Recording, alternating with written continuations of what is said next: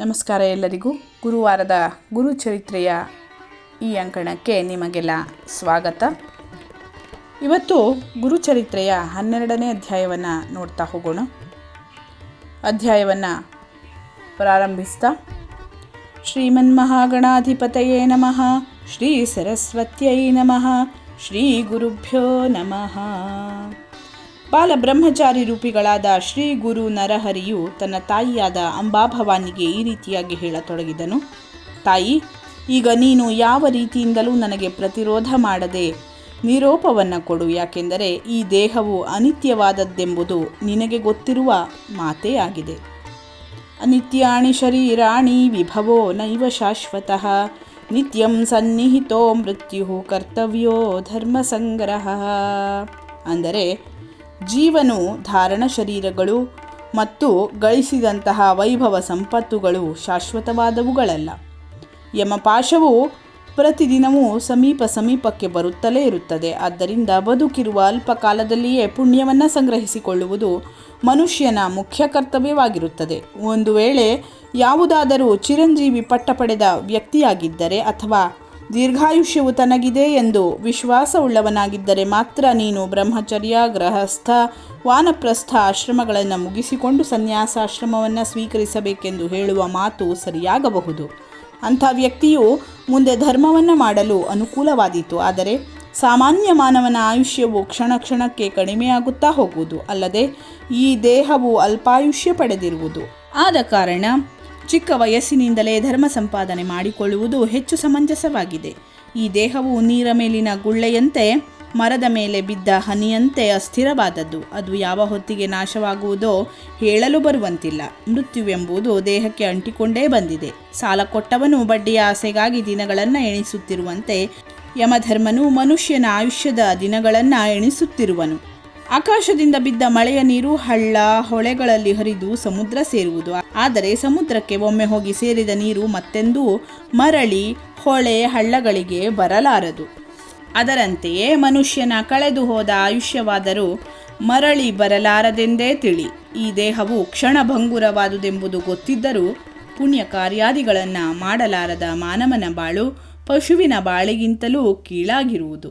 ಅಮ್ಮ, ಈ ಸಂಸಾರವೆಂಬುದೊಂದು ಸುಂದರವಾದ ಸ್ವಪ್ನವಿದ್ದಂತೆ. ಮಲ್ಲಿಗೆಯ ಬಳ್ಳಿಯಲ್ಲಿ ಮೂಗುಳೊಡೆದು ಮೊಗ್ಗಾಗುವುದು, ಮುಂದೆ ಸ್ವಲ್ಪ ಅವಧಿಯಲ್ಲಿ ಸುಂದರ ಹೂವಾಗಿ ಅರಳಿ ನಿಲ್ಲುವುದು. ಅದರ ಆಯುಷ್ಯವಾದರೂ ಎಷ್ಟು? ಮರುದಿನವೇ ಬಾಡಿ ನೆಲಕ್ಕುದುರಿ ಮಣ್ಣಾಗಿ ಹೋಗುವುದು. ಇದರಂತೆಯೇ ಈ ದೇಹದ ಅವಸ್ಥೆ ಎಂದು ತಿಳಿದುಕೋ. ಅಂದ ಮೇಲೆ ಕ್ಷಣಭಂಗುರವಾದ ಈ ಕಾಯವನ್ನು ನೆಚ್ಚಿ ಪುಣ್ಯ ಕಾರ್ಯಾದಿಗಳನ್ನು ಮುಂದೆ ಮಾಡಲು ಬಂದೀತೆಂದು ಮುಂದೂಡುತ್ತಾ ಹೋಗುವುದು ಸರಿಯಲ್ಲ. ಆದ ಕಾರಣ ನಾನು ಚಿಕ್ಕ ವಯಸ್ಸಿನವನಾಗಿದ್ದರೂ ಸಹಿತ ಧರ್ಮ ಕಾರ್ಯಗಳನ್ನು ನೆರವೇರಿಸಲು ಹೋಗುವುದಕ್ಕೆ ನನಗೆ ದಯವಿಟ್ಟು ಅಪ್ಪಣೆ ನೀಡಿ ಕಳಿಸಿಕೊಟ್ಟು ಬಿಡಿರಿ ಎಂದು ತಂದೆ ತಾಯಿಗಳಿಬ್ಬರಿಗೂ ನರಹರಿಯು ವಿನಂತಿಸಿಕೊಂಡನು. ನರಹರಿಯ ಇಂಥ ತತ್ವಜ್ಞಾನಯುಕ್ತ ಉಪದೇಶವನ್ನು ಕೇಳಿ ತಂದೆ ತಾಯಿಗಳೂ ನೆರೆದ ಜನರು ತುಂಬ ವಿಸ್ಮಯಗೊಂಡರು. ಅಂಬಾಭವಾನಿಯು ಧನ್ಯತೆ ಪಡೆದವಳಂತೆ ಕರಜೋಡಿಸಿ, ದೇವ, ನೀನು ಇದುವರೆಗೂ ನಮಗೆ ಮಾಡಿದ ಜ್ಞಾನೋಪದೇಶ ಕೇಳಿ ನಮ್ಮ ಜನ್ಮ ಪಾವನವಾಯಿತು. ಆದರೆ ನೀನು ದಯವಿಟ್ಟು ನಮ್ಮ ಒಂದೇ ಒಂದು ವಿನಂತಿಯನ್ನಾದರೂ ನಡೆಸಿಕೊಡಲೇಬೇಕು. ಅದೇನೆಂದರೆ, ನೀನು ನನ್ನ ಹೊಟ್ಟೆಯಿಂದ ಇನ್ನೂ 4 ಜನ ಗಂಡು ಮಕ್ಕಳು ಹುಟ್ಟಲಿರುವರೆಂದು ನಮಗೆ ಆಶ್ವಾಸನೆ ನೀಡಿದಿ. ಅವರಲ್ಲಿ ಮೊದಲಿನ ಒಬ್ಬ ಮಗನಾದರೂ ಹುಟ್ಟಿ ಬರುವವರೆಗೆ ನೀನು ನಮ್ಮನ್ನಗಲಿ ಹೋಗಕೂಡದು. ನೀನು ನಮ್ಮ ಕುಲದೈವತ ಸ್ವರೂಪನು. ನಮ್ಮ ಇದೊಂದು ಮಾತನ್ನಾದರೂ ನಡೆಸಿಕೊಡು ಎಂದು ಕೇಳಿಕೊಂಡಳು. ಆಗ ತಾಯಿಯ ಮಾತು ಕೇಳಿ ನರಹರಿಯು ನಸುನಕ್ಕು, ಅಮ್ಮ, ನಿನ್ನ ಪುತ್ರ ವಾತ್ಸಲ್ಯವು ನಿಜಕ್ಕೂ ಶ್ಲಾಘನೀಯವಾದದ್ದು. ನಿನ್ನ ಮಾತನ್ನು ನಾನು ನಡೆಸಿಕೊಡುವೆ. ನಿನಗೆ 1 ಅಲ್ಲ 2 ಮಕ್ಕಳಾದ ಮೇಲಾದರೂ ನೀನು ನನಗೆ ಸ್ವಸಂತೋಷದಿಂದ ನಿರೂಪವನ್ನು ಕೊಡಬೇಕು. ನಂತರ ಯಾವ ಕಾರಣದಿಂದಲೂ ನಾನು ಮನೆಯಲ್ಲಿ ನಿಲ್ಲಲಾರೆ ಎಂದು ತಾಯಿಯೊಂದಿಗೆ ಕರಾರು ಮಾಡಿಕೊಂಡು ಮನೆಯಲ್ಲಿಯೇ ಉಳಿದನು. ಅಲ್ಲದೆ ಸಾಕಷ್ಟು ಜನರಿಗೆ, ಶಿಷ್ಯರಿಗೆ ವಿದ್ಯಾಭ್ಯಾಸವನ್ನು ಮಾಡಿಸ ಹತ್ತಿದನು. ಕೇವಲ 7 ವರ್ಷ ವಯಸ್ಸಿನ ಹುಡುಗನು ತನಗಿಂತ ಹಿರಿಯರಾದ ಎಷ್ಟೋ ಜನ ವೇದ ಪಂಡಿತರಿಗೆ ಪಾಠ ಹೇಳಿಕೊಡುತ್ತಿದ್ದನು. 6 ಶಾಸ್ತ್ರಗಳನ್ನು ಕಲಿಸಿಕೊಡುತ್ತಿದ್ದನು. ಈ ಬಗೆಯಾಗಿ ಗುರುದೇವನು ಲೀಲೆ ತೋರುತ್ತಾ 1 ವರ್ಷದ ಕಾಲವನ್ನು ಮುಂದೆ ನೂಕಿದನು. ಅಷ್ಟರಲ್ಲಿಯೇ ತಾಯಿಯಾದ ಅಂಬಾಭವಾನಿಯು ಗರ್ಭವತಿಯಾದಳು. 9 ಮಾಸಗಳು ತುಂಬಿ ಅವಳಿಗೆ ಅವಳಿ ಜವಳಿ ಗಂಡು ಮಕ್ಕಳು ಹುಟ್ಟಿದವು. ಅದರಿಂದ ಆ ತಂದೆ ತಾಯಿಗಳಿಗೆ ಬಹಳ ಸಂತೋಷವಾಯಿತು. ಮುಂದೆ 3 ತಿಂಗಳು ಗತಿಸಿತು. ಗುರುದೇವನು ತಾಯಿಯೊಂದಿಗೆ ಕರಾರು ಮಾಡಿಕೊಂಡು ನಿಂತ ಅವಧಿ ಮುಗಿಯಿತು.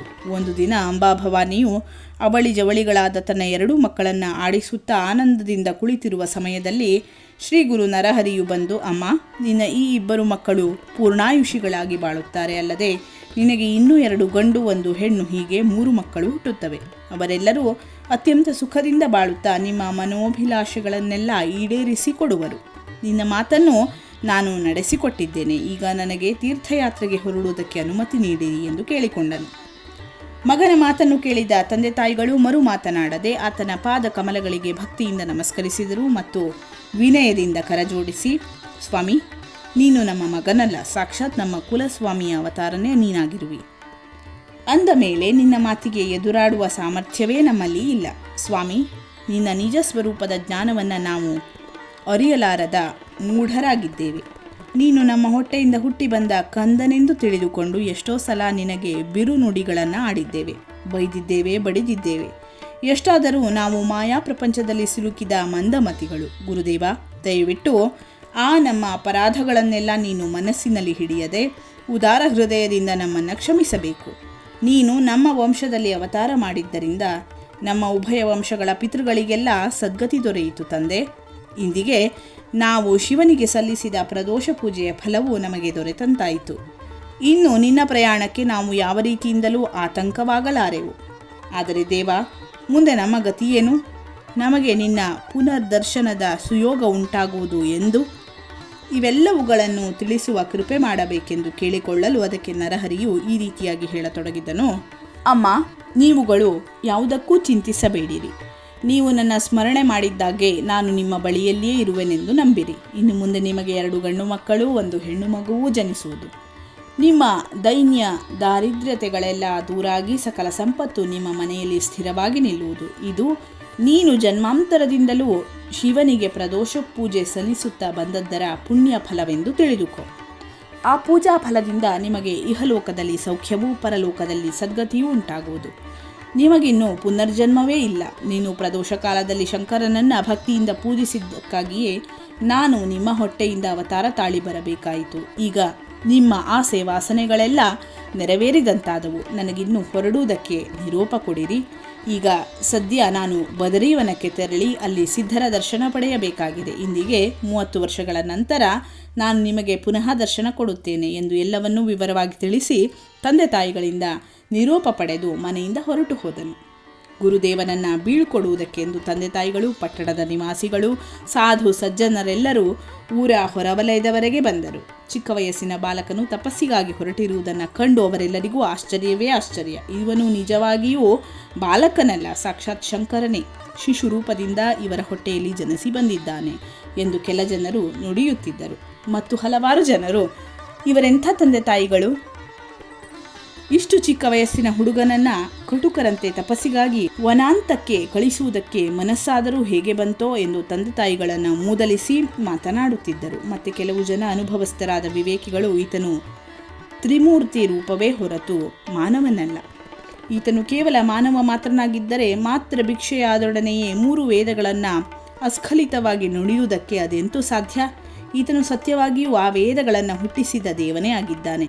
ಇವನಂಥ ಸತ್ಪುತ್ರನು ಜನಿಸಿದ್ದರಿಂದ ನಮ್ಮ ಗ್ರಾಮವೇ ಪಾವನವಾಗಿ ಹೋಯಿತು ಎಂದು ನುಡಿಯುತ್ತಾ ಆ ಬಾಲರೂಪಿ ಗುರುದೇವನಿಗೆ ಸಾಷ್ಟಾಂಗ ನಮಸ್ಕಾರ ಮಾಡಿ ಹಲವು ಬಗೆಯ ಸ್ತುತಿ ಸ್ತೋತ್ರಗಳಿಂದ ಆ ಗುರುಮೂರ್ತಿಯನ್ನು ಹೊಗಳತೊಡಗಿದರು.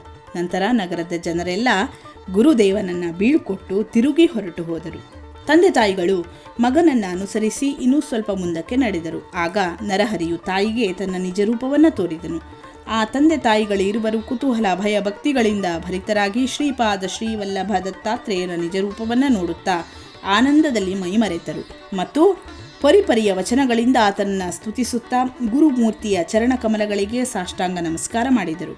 ಆ ದತ್ತಾತ್ರೇಯನು ಪುನಃ ಬಾಲನರಹರಿಯ ರೂಪಧಾರಣೆಯನ್ನು ಮಾಡಿ ತಂದೆ ತಾಯಿಗಳಿಬ್ಬರನ್ನೂ ಆನಂದದಿಂದ ಅಪ್ಪಿ ಮೇಲೆಬ್ಬಿಸಿದನು ಮತ್ತು ನಿಶ್ಚಯವಾಗಿಯೂ ನಿಮಗೆ ಪುನರ್ದರ್ಶನ ಕೊಡುವೆ ಎಂದು ಆಶ್ವಾಸನೆ ಕೊಟ್ಟು ತಂದೆ ತಾಯಿಗಳನ್ನು ತಿರುಗಿ ಗ್ರಾಮಕ್ಕೆ ಕಳಿಸಿ ತಾನು ಸಂತೋಷದಿಂದ ಮುಂದೆ ಪ್ರಯಾಣ ಬೆಳೆಸಿದನು. ಹೀಗೆ ತಂದೆ ತಾಯಿಗಳಿಂದ ಬೀಳ್ಕೊಂಡು ಹೊರಟು ಗುರುದೇವನು ಬದರೀವನದತ್ತ ಮಾರ್ಗಕ್ರಮಣ ಮಾಡತೊಡಗಿದನು. ದಾರಿಯಲ್ಲಿ ಆತನಿಗೆ ಆನಂದ ಕಾನನವೆಂದು ಹೆಸರು ಪಡೆದ ವಾರಾಣಸಿ ಶ್ರೀಕಾಶಿಯು ಹತ್ತಿತು.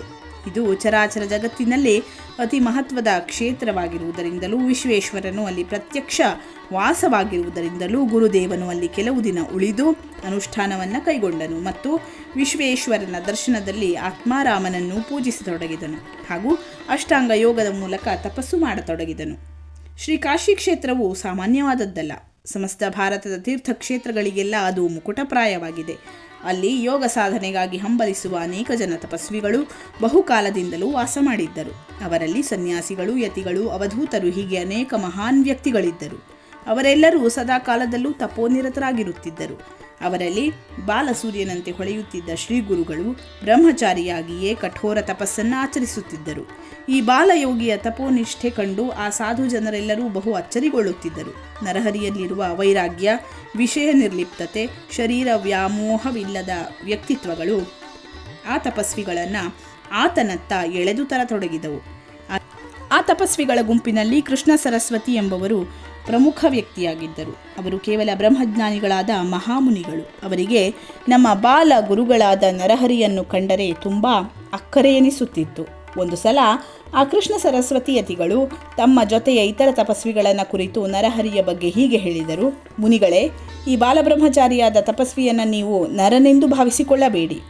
ಆತನು ಪರಮ ತೇಜಸ್ವಿಯೂ ಅವತಾರಿಕ ಪುರುಷನೂ ಆಗಿದ್ದಾನೆ. ವಯಸ್ಸಿನಿಂದ ಆತನು ಚಿಕ್ಕವನೆಂದು ತಿಳಿದು ನೀವು ಆತನಿಗೆ ನಮಸ್ಕರಿಸದಿರಬಹುದು. ಆದರೆ ವಾಸ್ತವ್ಯದಲ್ಲಿ ಇವನು ತ್ರಿಮೂರ್ತಿ ರೂಪವಾಗಿರುವುದರಿಂದ ನಮ್ಮೆಲ್ಲರಿಗೂ ವಂದ್ಯಮೂರ್ತಿಯಾಗಿದ್ದಾನೆ. ವಯೋವೃದ್ಧರು, ಸನ್ಯಾಸಿಗಳು ಆಗಿರುವ ನಾವು ಈತನಿಗೆ ವಂದಿಸಿದರೆ ಜನನಿಂದೆಗೆ ಪಾತ್ರರಾಗಬೇಕಾಗುವುದು. ಆದ ಕಾರಣ ನಾವು ಈತನಿಗೆ ಸನ್ಯಾಸ ಧರ್ಮವನ್ನು ಸ್ವೀಕರಿಸಿ ನಮ್ಮೆಲ್ಲರನ್ನು ಈ ಜಗತ್ತನ್ನು ಉದ್ಧಾರ ಮಾಡಬೇಕೆಂದು ವಿನಂತಿಸಿಕೊಳ್ಳೋಣ. ಅಂದರೆ ಲೋಕಾನುಗ್ರಹದ ನಿಮಿತ್ತವಾಗಿ ಈತನು ಸಮರ್ಥ ಗುರುವಾಗುತ್ತಾನೆ. ನಾವೆಲ್ಲರೂ ಒಮ್ಮನದಿಂದ ಈತನನ್ನು ಪೂಜಿಸಿ ಪುನೀತರಾಗುವುದಕ್ಕೆ ಅನುಕೂಲವಾಗುತ್ತದೆ ಎಂದು ತಿಳಿಸಿದರು. ಅದಕ್ಕೆ ಇತರ ತಪಸ್ವಿಗಳೆಲ್ಲರೂ ಒಪ್ಪಿಕೊಂಡು ಶ್ರೀ ಗುರು ನರಹರಿಯ ಹತ್ತಿರ ಬಂದು, ತಾಪಸೋತ್ತಮರೇ, ಲೋಕಾನುಗ್ರಹದ ಕಾರಣಕ್ಕಾಗಿ ತಾವು ಸನ್ಯಾಸಾಶ್ರಮವನ್ನು ಸ್ವೀಕರಿಸಿ ನಮ್ಮೆಲ್ಲರನ್ನು ಉದ್ಧಾರ ಮಾಡಬೇಕು. ಯಾಕೆಂದರೆ ಈಗ ಈ ಕಲಿಯುಗದಲ್ಲಿ ಎಲ್ಲರೂ ಸನ್ಯಾಸವನ್ನು ದೂಷಿಸುವರು. ಆದರೆ ದೂಷಣೆಯನ್ನು ದೂರ ಮಾಡಿ ಸನ್ಯಾಸ ಧರ್ಮವನ್ನು ಪ್ರತಿಷ್ಠಾಪಿಸುವಂಥ ಸಮರ್ಥ ಗುರುಗಳು ಸದ್ಯಕ್ಕೆ ಯಾರೂ ಇಲ್ಲದಂತಾಗಿದೆ. ಯಾಕೆಂದರೆ ಯಜ್ಞದಾನಂ ಗವಾಲಂಬಂ ಸನ್ಯಾಸಂ ಫಲಪೈತೃಕಂ ದೇವರಾಚ ಸಂತೋತ್ಪತ್ತಿಂ ಕಲೌ ಪಂಚವಿವರ್ಜಯೇ ಎಂದರೆ ಈ ಕಲಿಯುಗದಲ್ಲಿ ಯಜ್ಞದಾನವು, ಗೋಮೇಧವು, ಸನ್ಯಾಸ ಧರ್ಮ ಸ್ವೀಕಾರವು, ಶ್ರಾದ್ದ ದಿನಗಳಲ್ಲಿ ಮಾಂಸ ಭೋಜನವು ಮತ್ತು ಮೈಥುನದಿಂದ ಸಂತಾನ ಪಡೆಯುವುದು, ಈ 5 ಸಂಗತಿಗಳು ನಿಷಿದ್ಧವೆಂದು ಎಣಿಸಲ್ಪಟ್ಟಿವೆ. ಆದರೆ ಸನ್ಯಾಸ ಮಾರ್ಗಕ್ಕೆ ಸಂಬಂಧಿಸಿದ ಸಿದ್ಧಾಂತವು ಇದು ವೇದ ಸಮ್ಮತವಾದ ಧರ್ಮವೆಂದು ಸಾರುತ್ತಿದೆ. ಆದರೂ ಸಹ ಕಲಿಯುಗದ ಜನತೆಯು ಸನ್ಯಾಸಾಶ್ರಮವನ್ನು ನಿಷಿದ್ಧವೆಂದು ಬಿಟ್ಟುಬಿಟ್ಟಿತ್ತು. ಆಗ ಶಂಕರಾಚಾರ್ಯರಂಥ ಸಮರ್ಥ ಗುರುಗಳು ಅವತರಿಸಿ ಸನ್ಯಾಸವನ್ನು ಪುನರುತ್ಥಾನಗೊಳಿಸಿದರು. ಅಂದಿನಿಂದ ಇಂದಿನವರೆಗೆ ಸನ್ಯಾಸ ಧರ್ಮವು ಹೇಗೂ ನಡೆದು ಬಂದಿತ್ತು. ಆದರೆ ಈಗ ಕಲಿಯ ಪ್ರಾಬಲ್ಯದಿಂದ ಮತ್ತೆ ಅದು ಕುಂಠಿತವಾಗುತ್ತಾ ಬಂದಿದೆ. ಆದ ಕಾರಣ ಕೃಪಾಸಾಗರನಾದ ಗುರುದೇವ, ನೀವು ಸನ್ಯಾಸಾಶ್ರಮವನ್ನು ಸ್ವೀಕರಿಸಿ ಅದನ್ನು ಮತ್ತೆ ಉದ್ಧಾರಗೊಳಿಸಬೇಕು ಎಂದು ತಪಸ್ವಿಗಳೆಲ್ಲರೂ ಕರಜೋಡಿಸಿ ಕೇಳಿಕೊಂಡರು. ಎಲ್ಲ ತಪಸ್ವಿಗಳ ವಿನಂತಿಯನ್ನು ಮನ್ನಿಸಿ ಗುರುದೇವನು ಸನ್ಯಾಸವನ್ನು ಸ್ವೀಕಾರ ಮಾಡಿದನು. ಆ ಯತಿ ವೃಂದದಲ್ಲೆಲ್ಲ ಅತಿ ವೃದ್ಧರಾದ ಕೃಷ್ಣ ಸರಸ್ವತಿ ಎಂಬ ಯತಿಗಳು ಶ್ರೀ ಗುರುಗಳಿಗೆ ಸನ್ಯಾಸ ದೀಕ್ಷೆ ನೀಡಿದರು ಎಂದು ಸಿದ್ಧಮುನಿಗಳು ನಾಮಧಾರಕನಿಗೆ ತಿಳಿಸಲು ಆತನು ತಟ್ಟನೆ ಕೈ ಮುಗಿದು, ಸಿದ್ಧಮುನೀಶ್ವರರೇ, ಈಗ ನನ್ನ ಮನಸ್ಸಿನಲ್ಲಿ ಒಂದು ಸಂಶಯ ಉಂಟಾಗಿದೆ. ಅದೇನೆಂದರೆ, ಜಗದ್ಗುರು ಎಂದು ವಿಖ್ಯಾತಿ ಪಡೆದ ನರಸಿಂಹ ಸರಸ್ವತಿ ಗುರುಗಳಿಗೆ ದೀಕ್ಷೆ ಕೊಡುವುದಕ್ಕೆ ಮತ್ತೊಬ್ಬ ಗುರುವಿನ ಅವಶ್ಯಕತೆ ಏನು? ತ್ರಿಮೂರ್ತಿಗಳ ಅವತಾರವಾದ ಗುರುದೇವನಿಗೆ ಇದೆಂತೂ ಸರಿ ಎನಿಸಿತು ಎಂದು ಪ್ರಶ್ನೆ ಮಾಡಿದರು. ನಾಮಧಾರಕನ ಮನದಲ್ಲಿ ಉಂಟಾದ ಸಂಶಯ ನಿವಾರಣೆಗಾಗಿ ಸಿದ್ಧಮುನಿಯು ಈ ರೀತಿ ಹೇಳತೊಡಗಿದನು: ಶಿಷ್ಯೋತ್ತಮನೇ, ದೇವರು ಮನುಷ್ಯ ದೇಹಧಾರಣೆ ಮಾಡಿ ಅವತರಿಸಿದ ಬಳಿಕ ಮನುಷ್ಯರಂತೆಯೇ ಆಚರಿಸಿ ತೋರಿಸಬೇಕಾಗುತ್ತದೆ. ಇದೇ ಕಾರಣದಿಂದಲೇ ಶ್ರೀರಾಮಚಂದ್ರನಿಗೆ ವಸಿಷ್ಠರು, ಶ್ರೀಕೃಷ್ಣನಿಗೆ ಸಾಂದೀಪನಿಯು ಗುರುಗಳಾಗಿದ್ದರು. ಅದರಂತೆಯೇ ನಮ್ಮ ಗುರುಗಳಾದರೂ ಕೃಷ್ಣ ಸರಸ್ವತಿ ಎಂಬ ಯತಿಗಳನ್ನು ಗುರುಗಳನ್ನಾಗಿ ಮಾಡಿಕೊಂಡರು ಎಂದು ವಿವರಣೆ ನೀಡಲು ಅದಕ್ಕೆ ನಾಮಧಾರಕನು, ಅಲ್ಲ ಗುರುಗಳೇ, ಶ್ರೀಕಾಶಿಯ ಯತಿವೃಂದದಲ್ಲಿ ಅನೇಕ ತಪಸ್ವಿಗಳಿದ್ದರೂ ಶ್ರೀ ಗುರುಗಳು ಕೃಷ್ಣ ಸರಸ್ವತಿಯವರನ್ನೇ ಏಕೆ ಆರಿಸಿ ಗುರುಗಳನ್ನಾಗಿ ಮಾಡಿಕೊಂಡರು? ಅವರು ಯಾವ ಪೀಠ ಪರಂಪರೆಗೆ ಸಂಬಂಧಿಸಿದವರು ಎಂದು ಮತ್ತೊಂದು ಪ್ರಶ್ನೆ ಹಾಕಿದನು. ಅದಕ್ಕೆ ಸಿದ್ಧಮುನಿಗಳು, ನಾಮಧಾರಕ, ವೃದ್ಧ ಕೃಷ್ಣ ಸರಸ್ವತಿಯ ಪೀಠ ಪರಂಪರೆಯು ಮೂಲತಃ ಭಗವಾನ್ ಶ್ರೀ ಶಂಕರನಿಂದ ಆರಂಭವಾಯಿತು. ಅದು ಆದಿಪೀಠವು, ನಂತರ ವಿಷ್ಣುಗುರು, ಆಮೇಲೆ ಬ್ರಹ್ಮಗುರು, ಅನಂತರ ವಸಿಷ್ಠ ಗುರು, ಅಲ್ಲಿಂದ ಶಕ್ತಿಪರಾಶರರು ಗುರುಗಳಾದರು. ಅವರ ಶಿಷ್ಯರೇ ವೇದವ್ಯಾಸ ಗುರುಗಳು, ಅವರಿಂದ ಶುಕಮುನಿ ಗುರುಗಳು, ಸಗುಣ ಗೌಡ ಪಾದಾಚಾರ್ಯರು, ಅವರ ನಂತರ ಆಚಾರ್ಯ ಗೋವಿಂದರು, ಅವರಿಂದ ಮುಂದೆ ಶ್ರೀ ಶಂಕರಾಚಾರ್ಯರು ಗುರುಗಳಾದರು. ಶಂಕರಾಚಾರ್ಯರ ನಂತರ ವಿಶ್ವರೂಪಾಚಾರ್ಯರು, ನಂತರ ಜ್ಞಾನಬೋಧಗಿರಿ, ಅವರಿಂದ ಸಿಂಹಗಿರಿ, ಮುಂದೆ ಈಶ್ವರ ತೀರ್ಥರೆಂಬ ಗುರುಗಳಾದರು. ಅವರಾದ ಮೇಲೆ ನರಸಿಂಹ ತೀರ್ಥರು, ನಂತರ ವಿದ್ಯಾತೀರ್ಥ, ಶಿವತೀರ್ಥ, ಭಾರತೀ ತೀರ್ಥ, ಆಮೇಲೆ ವಿದ್ಯಾರಣ್ಯ ಶ್ರೀಪಾದ ಮುನಿಗಳು, ಅವರಿಂದ ಮುಂದೆ ವಿದ್ಯಾತೀರ್ಥರೆಂಬ ಗುರುಗಳಾದರು. ಅವರ ಶಿಷ್ಯರು ಮರಳಿಯಾನಂದರು, ಮರಳಿಯಾನಂದರ ಶಿಷ್ಯರು ದೇವತೀರ್ಥರು, ಅವರ ಶಿಷ್ಯರು ಸರಸ್ವತಿ ವೃಂದರು, ಅವರ ಶಿಷ್ಯರು ಯಾದವೇಂದ್ರ ಸರಸ್ವತಿಗಳು. ಈ ಯಾದವೇಂದ್ರ ಸರಸ್ವತಿಯವರೇ ಕೃಷ್ಣ ಸರಸ್ವತಿಯ ಅವರ ಪೂಜ್ಯ ಗುರುಗಳು. ಕೃಷ್ಣ ಸರಸ್ವತಿಯವರು ಬಹುಕಾಲದ ವೃದ್ಧ ಸನ್ಯಾಸಿ ಎಂದು ತಿಳಿದು ಉಳಿದೆಲ್ಲ ತಪಸ್ವಿಗಳು ಅವರನ್ನು ಗೌರವಿಸುತ್ತಿದ್ದರು. ಇದೇ ಕಾರಣದಿಂದಲೇ ನಮ್ಮ ಗುರುಗಳು ಕೃಷ್ಣ ಸರಸ್ವತಿ ಯತಿಗಳಿಂದ ಸನ್ಯಾಸ ದೀಕ್ಷೆ ಪಡೆದುಕೊಂಡರು. ನರಸಿಂಹ ಸರಸ್ವತಿ ಎಂಬ ಆಶ್ರಮದ ನಾಮಾಭಿಧಾನದಿಂದ ಸನ್ಯಾಸ ಮಾರ್ಗದ ಪುನರುದ್ಧಾರಕ್ಕೆ ನಡುಕಟ್ಟಿ ನಿಂತರು. ನರಸಿಂಹ ಸರಸ್ವತಿ ಗುರುದೇವನು ಸನ್ಯಾಸಾಶ್ರಮವನ್ನು ಸ್ವೀಕರಿಸಿದ ನಂತರ ಎಲ್ಲ ವೇದಗಳಿಗೂ ಅರ್ಥ ಹೇಳತೊಡಗಿದನು. ಹೀಗಾಗಿ ಕಾಶಿ ಕ್ಷೇತ್ರದಲ್ಲಿ ಈತನ ಕೀರ್ತಿ ಅತಿಯಾಗಿ ಬೆಳೆಯಿತು. ಅನೇಕ ಯತಿಗಳು ಆತ್ಮೋದ್ಧಾರಕ್ಕಾಗಿ ಈತನ ಸೇವೆ ಮಾಡತೊಡಗಿದರು. ಇಂತೂ ಶ್ರೀ ಗುರುವು ಕೆಲ ಕಾಲ ಕಾಶಿ ಪಟ್ಟಣದಲ್ಲಿ ವಾಸಿಸಿ ನಂತರ ಬಹು ಶಿಷ್ಯರಿಂದ ಒಡಗೂಡಿ ಉತ್ತರ ಭಾಗದ ತೀರ್ಥಯಾತ್ರೆ ಮಾಡುತ್ತಾ ಬದರಿಕಾಶ್ರಮದತ್ತ ಹೊರಟನು. ಮೇರು ಪರ್ವತವನ್ನು ಬಲಕ್ಕೆ ಮಾಡಿಕೊಂಡು ಭಾರತದ ಸಮಸ್ತ ತೀರ್ಥಗಳನ್ನೆಲ್ಲ ಸಂದರ್ಶಿಸಿದನು. ನಂತರ ಭೂ ಪ್ರದಕ್ಷಿಣೆ ಮಾಡುತ್ತಾ ಗಂಗಾ ಸಾಗರಕ್ಕೆ, ಅಂದರೆ ಗಂಗಾ ನದಿಯು ಸಮುದ್ರಕ್ಕೆ ಕೂಡುವಲ್ಲಿಗೆ ಬಂದನು. ನಾಮಧಾರಕನೇ, ಶ್ರೀ ಗುರುವಿನ ತೀರ್ಥಯಾತ್ರೆಯ ವಿವರವನ್ನು ಸಾಧ್ಯಂತವಾಗಿ ಹೇಳುವ ಸಾಮರ್ಥ್ಯ ನನ್ನಲ್ಲಿಲ್ಲ. ಅದಕ್ಕಾಗಿ ಅವುಗಳಲ್ಲಿ ಮುಖ್ಯವಾದುದಷ್ಟನ್ನೇ ಹೇಳುತ್ತಾ ಹೋಗುತ್ತೇನೆ. ಅದನ್ನೇ ಲಕ್ಷ್ಯಗೊಟ್ಟು ಕೇಳು. ಶ್ರೀ ಗುರುನಾಥನು ಗಂಗಾಸಾಗರದಿಂದ ಹೊರಟು ಗಂಗೆಯ ತಟಾಕ ಯಾತ್ರೆಗಳನ್ನು ಮಾಡುತ್ತಾ ಪ್ರಯಾಗಕ್ಕೆ ಬಂದನು. ಗುರುವರನು ಪ್ರಯಾಗದಲ್ಲಿರುವಾಗ ಮಾಧವ ಎಂಬ ಹೆಸರಿನ ಒಬ್ಬ ಬ್ರಾಹ್ಮಣ ಶ್ರೇಷ್ಠನು ಬಂದು ಶ್ರೀ ಗುರುಗಳಿಗೆ ನಮಸ್ಕರಿಸಿದನು. ಆ ಬ್ರಾಹ್ಮಣನ ಸದಾಚಾರವನ್ನು, ಕಠೋರ ವೈರಾಗ್ಯವನ್ನು ಕಂಡು ಶ್ರೀ ಗುರುವು ಸಂತುಷ್ಟನಾದನು ಮತ್ತು ಅತಿ ಪ್ರೀತಿಯಿಂದ ಆತನಿಗೆ ಬ್ರಹ್ಮಜ್ಞಾನವನ್ನು ಉಪದೇಶಿಸಿದನು. ಅಲ್ಲದೆ ಆತನಿಗೆ ಮಾಧವ ಸರಸ್ವತಿ ಎಂಬ ಆಶ್ರಮದ ನಾಮಾಭಿಧಾನವನ್ನು ಇತ್ತು ಸನ್ಯಾಸಾಶ್ರಮವನ್ನು ನೀಡಿದನು. ಎಲ್ಲ ಶಿಷ್ಯರು ಈ ಮಾಧವ ಸರಸ್ವತಿಯ ಮೇಲೆ ಬಹು ಪ್ರೀತಿಯುಳ್ಳವರಾಗಿದ್ದರು. ಇದರಂತೆ ಅನೇಕ ಜನ ಶಿಷ್ಯರಿಗೆ ಶ್ರೀ ಗುರುಗಳು ಸನ್ಯಾಸಾಶ್ರಮವನ್ನು ನೀಡಿ ಉದ್ಧಾರಗೊಳಿಸಿದರು. ಅವರೆಲ್ಲರ ಹೆಸರುಗಳನ್ನು ವಿವರವಾಗಿ ಹೇಳುವೆ, ಲಕ್ಷ್ಯಗೊಟ್ಟು ಆಲಿಸು ಎಂದು ಸಿದ್ಧಮುನಿಯು ಹೇಳತೊಡಗಿದನು. ಎಂಬಲ್ಲಿಗೆ ಶ್ರೀ ಗುರುಚರಿತ್ರೆ ಎಂಬ ಅಮೃತಮಯವಾದ ಕಥಾಕಲ್ಪತರುವಿನಲ್ಲಿ ಶ್ರೀ ನರಸಿಂಹ ಸರಸ್ವತಿ ಉಪಾಖ್ಯಾನದಲ್ಲಿ ಸಿದ್ಧನಾಮಧಾರಕ ಸಂವಾದದಲ್ಲಿ 12ನೇ ಅಧ್ಯಾಯ ಮುಕ್ತಾಯವಾಯಿತು. ಶ್ರೀಮದ್ ದತ್ತಾತ್ರೇಯ ಅರ್ಪಣಮಸ್ತು. ಸದ್ಗುರು ಶ್ರೀಪಾದ ಶ್ರೀ ವಲ್ಲಭ ನರಸಿಂಹ ಸರಸ್ವತಿ ಮಹಾರಾಜ್ ಕಿ ಜೈ. ಧನ್ಯವಾದಗಳು. ಲೋಕಾಃ ಸಮಸ್ತಾಃ ಸುಖಿನೋ ಭವಂತು.